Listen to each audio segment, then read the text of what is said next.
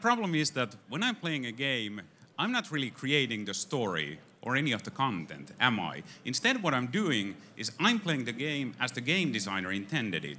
Elsewhere on the web, on Facebook, I'm sharing my status, I'm sharing photos and videos and all this content, and I'm blogging. But in games, none of that is really possible. So we feel that there's a massive gap in the market, and it's one that we want to fill. So my name is Pasi Ilola, and I'm the founder of StoryHub. StoryHub is something new to games. It's a game where you guys create the story. So it's a game where you start a story, you write one line of text, like in Twitter, and then you invite all of your friends to continue that story, and your friends fight it out as to who writes the funniest continuation to that story. It's great fun, it's extremely viral, and most of all, it's infinitely expandable with new game formats, content, videos, animations, what have you. And the big idea here is that we're not just creating one mobile app, but what we're doing is a new form of entertainment, and that is social storytelling. So what we want to do is take games and social media and bridge these two together to create this one massive platform for user-generated stories. We got a great team. I have 17 years experience in the online and gaming industries. We got a CTO and an art designer. And together we're building a prototype of this to launch in the Apple App Store pretty soon. And we're looking for 100K to basically accelerate the development of this, bringing more premium content and realize this vision of social storytelling. Thank you.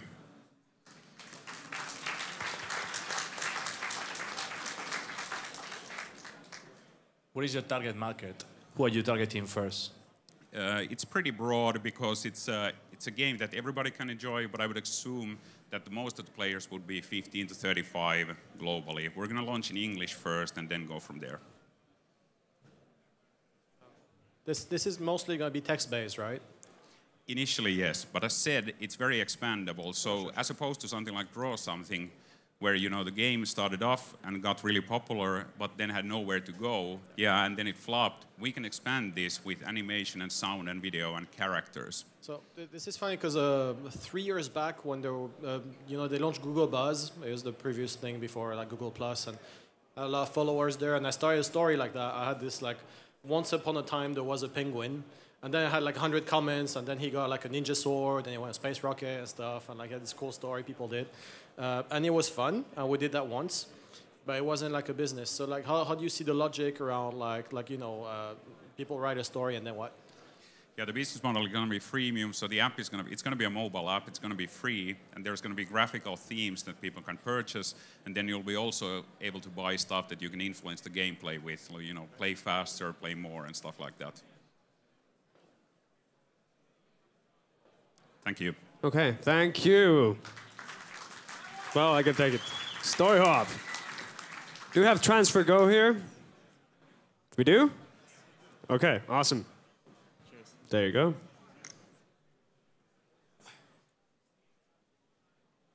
Good evening, everyone. We had a long, long day, haven't we? Thank you very much for being here. My name is Daumantas, and I'm CEO and co-founder at Transfer Go. And Transfer Go exists for one single purpose, to enable international micro transfers. The problem we're solving is evident. If you want to transfer 20 pounds to your pal abroad using traditional banking services, it can cost you up to 20 pounds for the service fees, and can take you up to 5 or 4 business days, which is huge.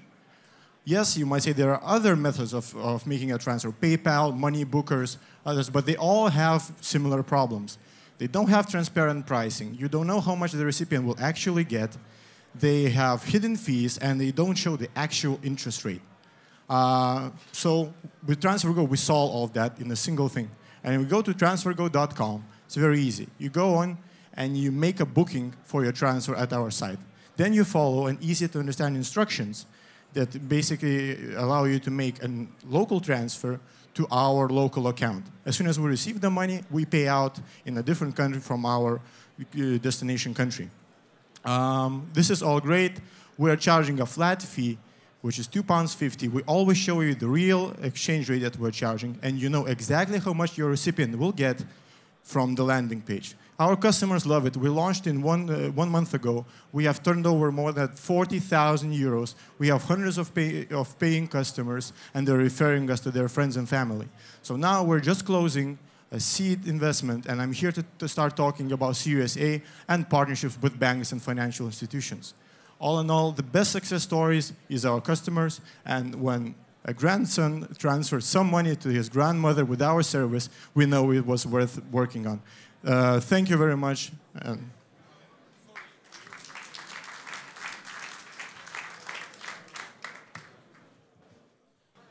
So what is the commission level that you're charging to make money? And do you need banking licenses in every country in which you're transferring? Yeah, we already have we are fully licensed with an FSA in the UK, so we can work in entire Europe right now. And the commission we're charging is £2.5 and 1.75 exchange rate commission. So, what you're targeting is definitely a pain point. You're the third company I've heard pitch this idea since September. What makes you different from TransferWise, some of the other players? Yeah, there are quite a few companies in the world and the market that are making a difference. That's Dwolla, that's TransferWise. Our main focus is building a transfer platform and then offering augmented products on top of it. So it's payments. It's for international people or expats. They can pay their phone bills, they can pay their utility bills, all being done on top of that, very easily and very cost effectively. And also even more than that, we have a person at our advisory board from Square. So our goal is to go into e-wallet, but that's in a year or so when we raise Series A, hopefully. Okay, thank you, TransferGo. And do we have Tuliotus here?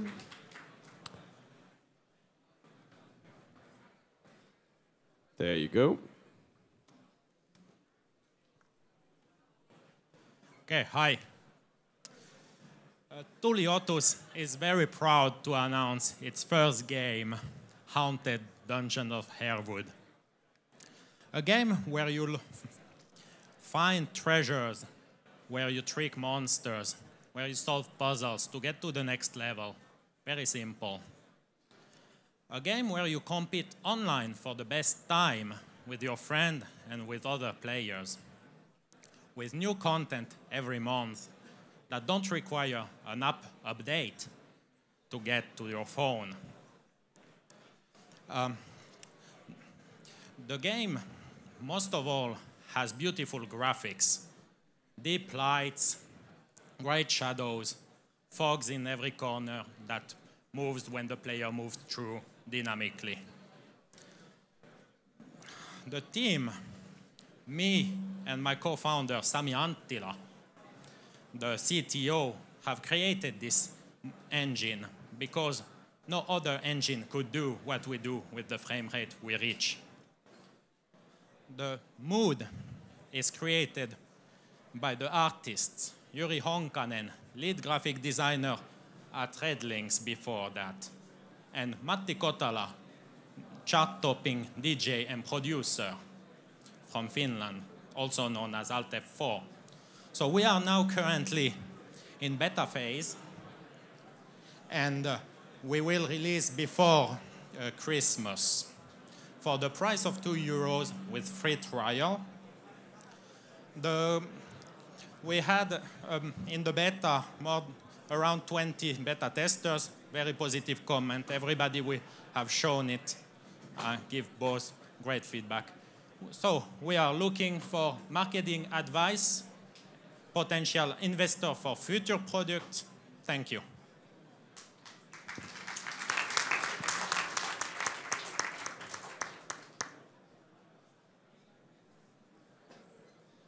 Sorry, so is it mobile or is it online? I'm sorry, it's Windows Phone for Windows Phone Marketplace and potentially also tablets, Windows RT. It runs also on other platforms. Okay, that's an interesting choice. Why Windows Phone initially? Yes, that's the first question I was expecting. So Windows Phone the 7 is based on XNA. Well, there are technical reasons, but I haven't seen in the marketplace application that show the potential of the platform. And it's a bit avoided by developers nowadays because other platforms are very important. But we had a friend who created an engine for a job interview, and it's awesome. We want to use it. We made a game for a competition that was based for Windows Phone. Then we moved on to found a company. App Campus is focused on Windows Phone, so we got the foundings from that. So there are many reasons, but I see the most important reason I see there is a hole when I look at what games are for Windows Phone and can I feel something? Yes, I can. Are you getting money from App Campus or? Yes, we got the money from App Campus. Okay, that explains the platform choice then? Yes, also. But I think, can you go on in more detail how you're planning to detach yourself, like differentiate yourself from the other games once you go to other platforms? Exactly. On other platforms, we will need to work on new products, and that's what we plan to do. On this product, it's just the opportunity of the low cost of porting them that we plan to use once the exclusivity period is over. So we will have to build the name on Windows Phone and once the platform, but there is not a very big opportunity for this game on platform. We need to build new game that use even better the whole form. But on Windows Phone, this is a very... but you're still thinking of Windows Phone as your lead platform for the next titles? We are thinking about using monogame, which is using the same technology but allows us to bring it to every other mobile platform. Okay, thank you, Tuliotus. Thank you. Round of applause. Thank you. UX Vibe. Next up. Okay. Hi, I'm Johan from UX Vibe. And at UX Vibe, we are building a multiplayer platform for Android games. So if you are a game developer and building a casual app game for Android, we have a platform that handles the multiplayer functionality. It's like Game Center, where you match players with each other and then can send the messages between the apps. So basically, a Game Center for Android. So in addition to that, we add a virtual coin system that allows users can buy coins and then they can bet these coins against each other. Very small amounts, of course. For when a user wins coins, they can donate their winnings to charity organizations. For game developers, it's free to integrate with our platform.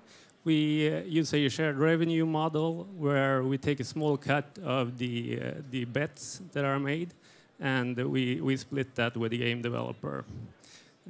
We are currently in beta with our first game, and it will be released in early December. And we are now looking for more game developers, so let me know if you have an Android game. And we are also looking for a first investment. Yeah, thank you.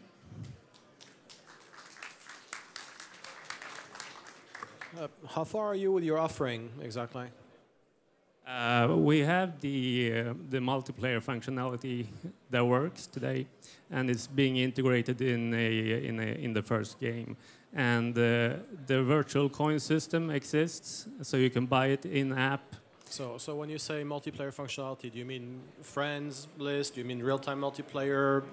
Yeah, you know, yeah, matching, yeah, and stuff. Yeah, Okay. exactly. Okay. So are you building an updated version of Score Loop? Yes, Yeah? kind of, yeah.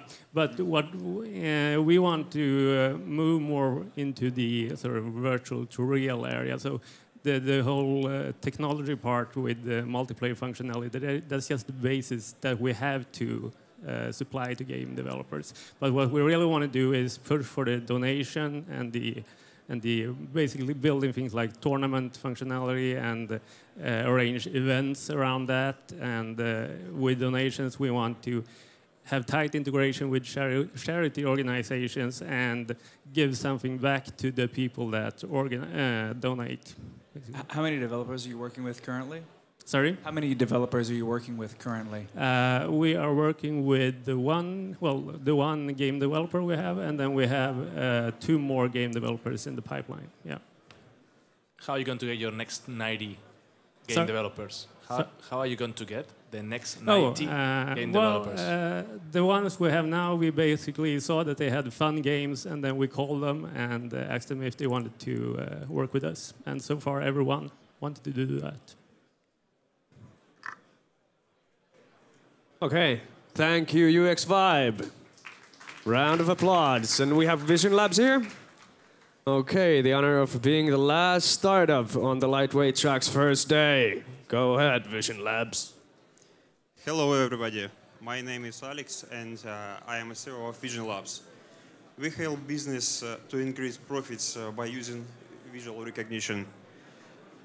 There are 2 important pain points of retail business. First one, low customer loyalty, and the another one, frauds. Did you know that last year American retailers lost $14 billion because of frauds? And did you know that Russian banks every day lose $2 million because of bad guys with forked identities who get multiple loans? The solution is smart camera. All-in-one visual recognition device with embedded visual recognition brain, which allows to recognize frauds in the client's flow and which can also allow to recognize your regular customers to pay them more attention. It's the unique synergy of hardware and software. We have already launched 2 pilot projects in banks, and we have already caught 5 frauds. You know, we are looking for $900,000 for product development and marketing and sales. And we are going to reach break-even point by the end of the next year. We have a significant team with the synergy of famous scientists and successful entrepreneurs.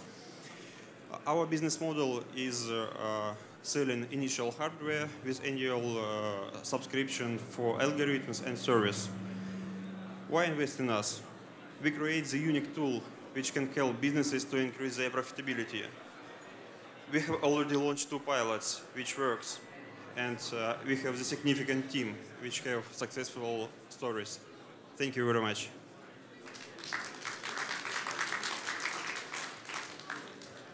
Can you explain in more detail how your image recognition algorithm works? Our image recognition algorithm is based on face recognition engine. We reject it from floating point operations, so it allows us to integrate our face recognition inside the hardware device. We have our own hardware platform, but now we are working with surveillance camera suppliers to integrate our recognition engine inside existing devices. How are you different from the other companies that do the security, for example, for the airports, this kind of stuff? We differ in the way of realization our algorithm. We differ in creating all-in-one device instead of using common PCs, of using servers. So we have device which gives you answer all decision making on board. So you don't need to buy extra hardware. You don't need to tune algorithm. All inside, ready to plug in. This wouldn't work on existing cameras, for example, the algorithm. To existing cameras? All existing cameras without face recognition. You know, everybody knows digital cameras with face detection, but face detection is not face recognition. You can differ one person from another. Face recognition allows you to search fraud, for example, in blacklist of 1 million people. It's not face detection. It's much complicated. Sorry, are you running a database of these faces? we can save database inside the device, and we can integrate our device inside the existing infrastructure and use existing database, existing blacklist or list of VIP clients. Okay, I guess that is it. Thank you, Vision Labs. Thank you. And a round of applause for the jury and the last batch all together. So now we'll have a few minutes of soothing music, and then we'll get together with the jury and decide on the 4 who get on the semifinals tomorrow. So just wait a few minutes.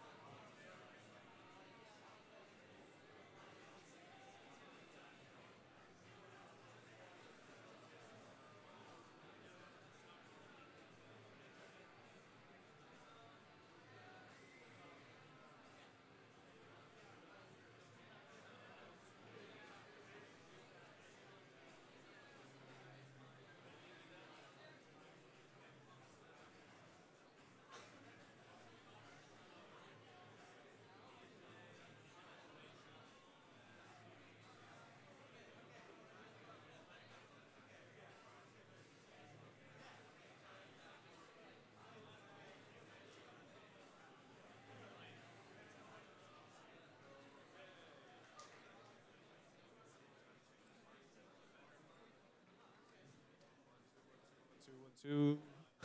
There it goes. Okay. So we've had a long day. We've gone through 100 early stage startups, and here are the winners of the last batch. So we have Easy Way, number 1. Woo! Round of applause. Come on. Next up, MNE Creations. Woo. Woo. Third, we have Pombai. Yes, Pombai. Okay. And the last but not the least, Sound Sling.